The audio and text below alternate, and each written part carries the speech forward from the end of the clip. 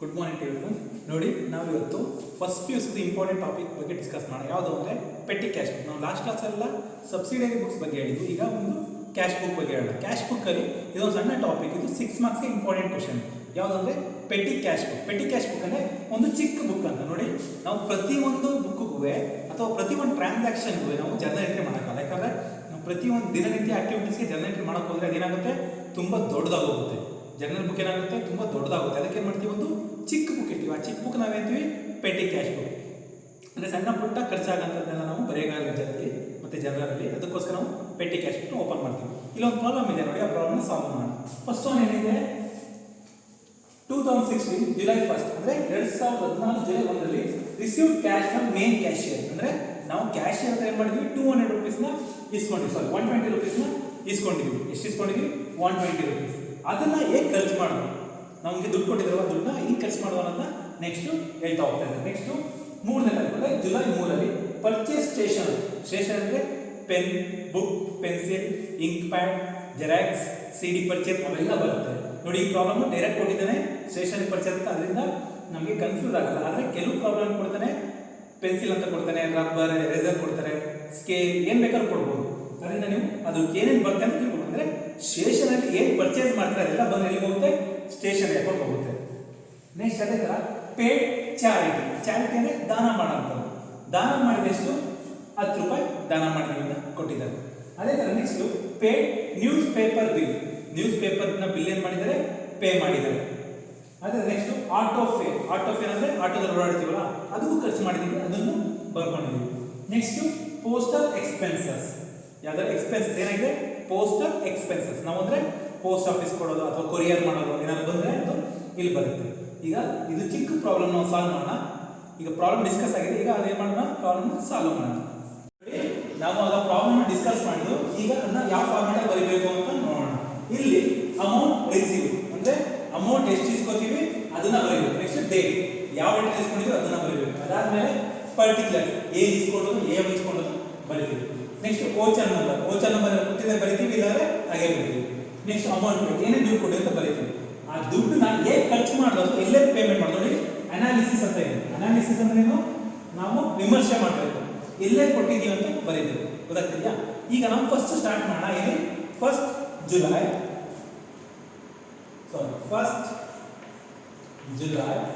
2016. July 1, 2016 ಆಗುತ್ತೆ. ಕ್ಯಾಶ್ನ receive ಮಾಡ್ತಾ ಇದ್ದೀವಿ. ಕ್ಯಾಶ್ ಎಷ್ಟು ರಿಸೀವ್ ಮಾಡ್ತಾ ಇದ್ದೀವಿ, 120 ರುಪೀಸ್. 120 ರುಪೀಸ್ನ ರಿಸೀವ್ ಮಾಡಿ, ಏನೋ ಪೇ ಮಾಡಿದೀವಾ, ಇಲ್ಲ, ಅದರಿಂದ ಅದು ಹಾಗೆ ಬಿಡ್ತೀವಿ. ನೆಕ್ಸ್ಟ್ ಏನು ಮಾಡ್ತಾ ಇದ್ದೀವಿ, 3ನೇ ತಾರೀಕು 3 ಜುಲೈ 2016.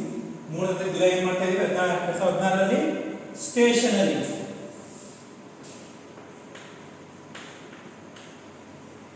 Stationery account.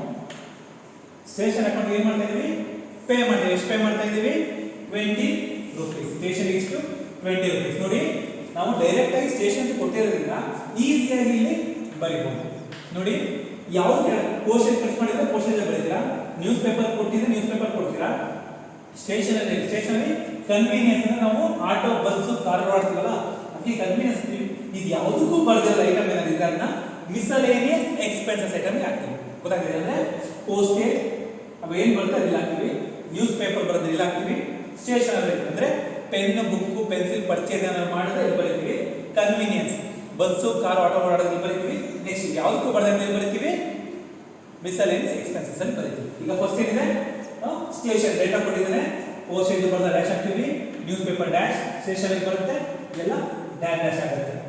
ಅದೇ ಥರ ನೆಕ್ಸ್ಟ್ ಏನಾಗುತ್ತೆ,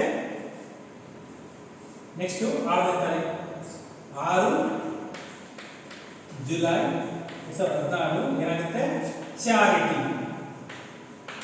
ಚಾರಿಟಿ ಅಂತ ಹೇಳಿದ್ರೆ ದಾನ ಅಂತ ಹೇಳಿದಲ್ವಾ, ಏನು ಮಾಡಿದರೆ 10 ರುಪೀಸ್ ಚಾರಿಟಿ ಕೊಟ್ಟಿದ್ದಾರೆ. ನೋಡಿ, ಅದು ಪೋಸ್ಟೇಜ್ ಬರುತ್ತಾ, ಇಲ್ಲ. ನ್ಯೂಸ್ ಪೇಪರ್ ಬರುತ್ತಾ, ಇಲ್ಲ. ಸ್ಟೇಷನ್ ಏನೋ ಬರುತ್ತಾ, ಇಲ್ಲ. ಕನ್ವೀನಿಯನ್ಸ್ ಏನೋ ಬರುತ್ತಾ, ಇಲ್ಲ. ನಾನು ಮಿಕ್ಕಿರೋದು ಇಲ್ಲಿಗೆ ಅಪ್ಲೈ ಮಾಡ್ತೀವಿ. ಗೊತ್ತಾಗ್ತಿದೆಯಾ? Next newspaper. Newspaper ಎಷ್ಟು ಅಮೌಂಟ್ ಇದೆ, ಎಷ್ಟು ಪೇ ಮಾಡಿ ನ್ಯೂಸ್ ಪೇಪರ್ಗೆ 20 rupees. ಯಾವತ್ತು 7ನೇ ತಾರೀಕು 7 ಜುಲೈ 2016 ನ್ಯೂಸ್ ಪೇಪರ್ 20 rupees ನೋಡಿ ಇದು ಪೋಸ್ಟೇಜ್ ಬರಲ್ಲ ಎಂಟಿ ಆಗುತ್ತೆ ನ್ಯೂಸ್ ಪೇಪರ್ ಬರುತ್ತೆ ಡೈರೆಕ್ಟ್ ಆಗಿ ಲಾಟಿನೆಲ್ಲ ಎಂಟಿ ಬರುತ್ತೆ ಗೊತ್ತಾಗ್ತಿದೆಯಾ ನೆಕ್ಸ್ಟ್ ಏನಾಗುತ್ತೆ 10ನೇ ತಾರೀಕು 10 ಜುಲೈ 2016 ಏನಾಗುತ್ತೆ auto fair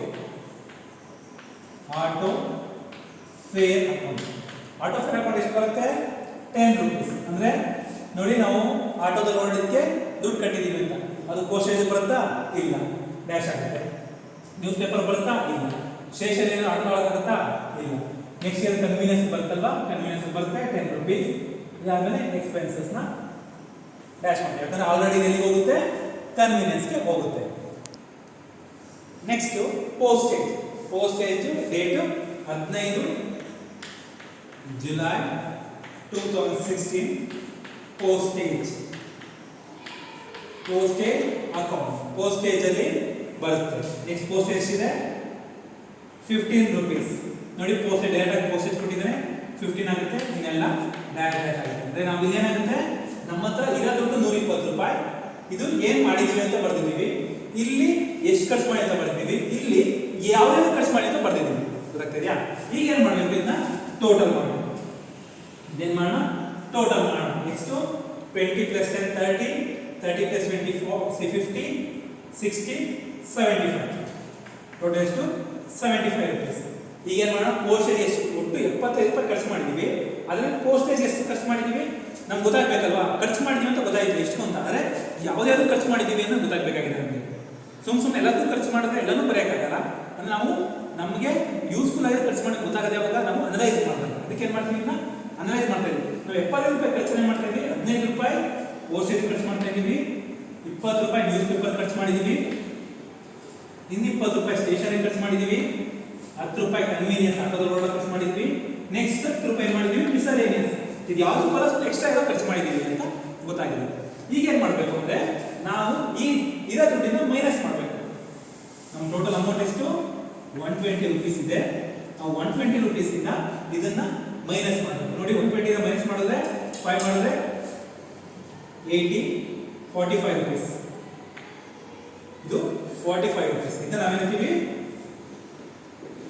balance carried on date 1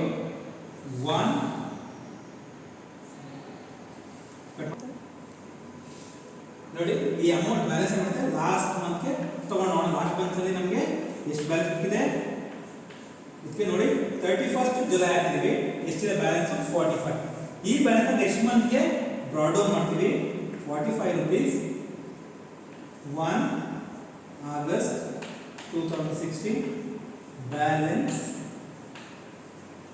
brought down ಅಂದ್ರೆ ನೆಕ್ಸ್ಟ್ ಮಂತ್ ನಮ್ಗೆ ಏನಾಗಿದೆ 45 rupees ಮಿಕ್ಕಿದೆ ಅಂತ ಗೊತ್ತಾಗ್ತಿದ್ಯಾ ನಾವಿಲ್ಲಿ ಏನು ಅರ್ಥ ಮಾಡ್ಕೋಬೇಕಂದ್ರೆ ಇಲ್ಲಿ ಅಮೌಂಟ್ ರಿಸೀವ್ ಮಾಡೋದು ಬರ್ತೀವಿ ಇಲ್ಲಿ ಯಾವ ಡೇಟಲ್ಲಿ ಏನು ಮಾಡೋದು ಅಂತ ಬರ್ತೀವಿ ನೆಕ್ಸ್ಟ್ ಪರ್ಟಿಕ್ಯುಲರ್ಸ್ ಏನೇನು ಮಾಡೋದು ಅಂತ ಬರ್ತೀವಿ ಓಚರ್ ನಂಬರ್ ಕೊಟ್ಟರೆ ಓಚರ್ ನಂಬರ್ ಬರ್ತೀವಿ ಇಲ್ಲ ಹಾಗೆ ಎಂಟಿ ಬಿಡ್ತೀವಿ ನೆಕ್ಸ್ಟ್ ಅಮೌಂಟ್ ಪೇಡ್ ಯಾವ್ಯಾವ ಅಮೌಂಟ್ ಕೊಟ್ಟಿದೆ ಅಂತ ಬರ್ತೀವಿ ಇಲ್ಲಿ ಯಾವ್ದಾದ್ರು ಖರ್ಚು ಮಾಡಿದ್ವಿ ಅಂತ ಬರಿತೀವಿ ಗೊತ್ತಾಗ್ತಿದ್ಯಾ ಇದನ್ನ ನಾವು ಅನಲೈಸ್ ಮಾಡಿ ಕ್ಯಾರಿ ಡೌನ್ ನೋಡಿ ಕ್ಯಾರಿ ಡೌನ್ ಮಾಡ್ಬೇಕಾದ್ರೆ ಯಾಕೆ ಮಂತ್ ಲಾಸ್ಟ್ ಡೇಟ್ ಹಾಕಿದೀವಿ ಅಂದ್ರೆ ನಾವು ಯಾವಾಗಲೂ ಏನು ಮಾಡೋದು ಮಿಕ್ಕಿರೋ ಅಮೌಂಟ್ ಕೊನೆ ತಾನೇ ಲೆಕ್ಕ ಹಾಕೋದು ಎಷ್ಟು ಮಿಕ್ಕಿದೆ ಮಿಕ್ಕಿಲ್ಲ ಅಂತ ಅದಕ್ಕೆ ಇದು ಕೊನೆಗಿದೆ ಆ ಮಿಕ್ಕಿರೋ ದುಡ್ಡು ಎಷ್ಟು ಬಿಡೋಕ್ಕಾಗುತ್ತಾ ಯೂಸ್ ಮಾಡಲೇಬೇಕಲ್ವಾ ಅದಕ್ಕೆ ಅದನ್ನ ನೆಕ್ಸ್ಟ್ ಮಂತ್ಗೆ ಬ್ರಾಡ್ ಔಟ್ ಮಾಡಿದ್ವಿ 45 rupees ಏನು ಮಾಡ್ಬೋದು ನಾವು ನೆಕ್ಸ್ಟ್ ಮಂತ್ಗೆ ಯೂಸ್ ಮಾಡ್ಬೋದು.